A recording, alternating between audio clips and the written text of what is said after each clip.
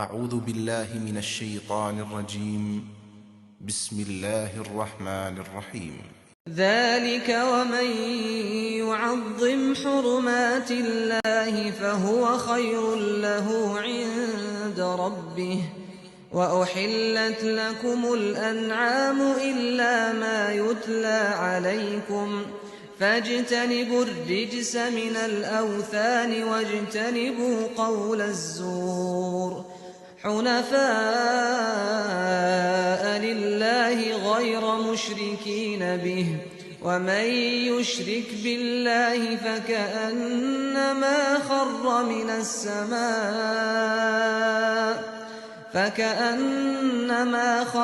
من السماء فتخطفه الطير أو تهوي به الريح في مكان سحيق ذلك ومن يعظم شعائر الله فإنها من تقوى القلوب لكم فيها منافع إلى أجل مسمى ثم محلها إلى البيت العتيق۔ یہ باتیں ہیں جو ابراہیم کو بتائی گئی تھیں، ان کو اچھی طرح سمجھ لو اور یاد رکھو کہ جو اللہ کی قائم کی ہوئی حرمتوں کی تعظیم کرے گا تو اس کے پروردگار کے نزدیک یہ اس کے حق میں بہتر ہے، اور یہ بھی کہ جانوروں کے بارے میں ان مشرکین کے توہمات بالکل بے بنیاد ہیں۔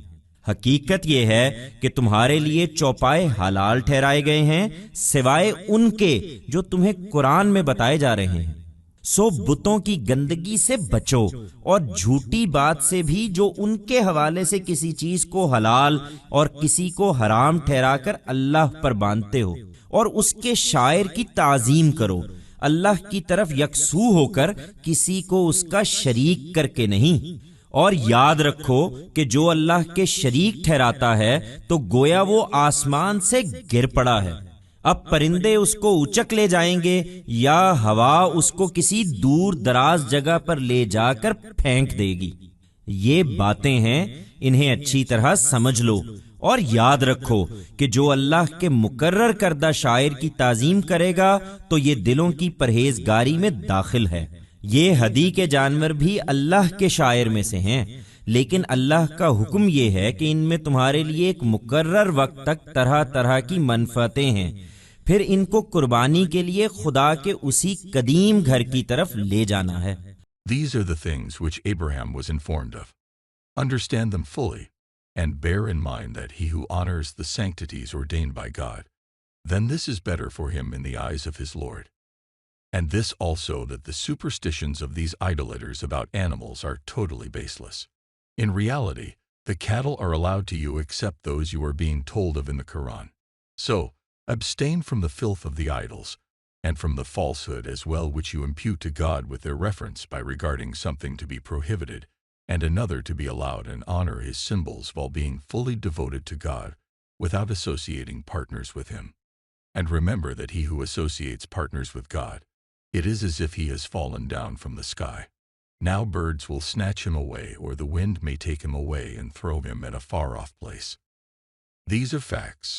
Fully understand them, and remember that he who reveres the symbols appointed by God, then this is from among the piety of the hearts.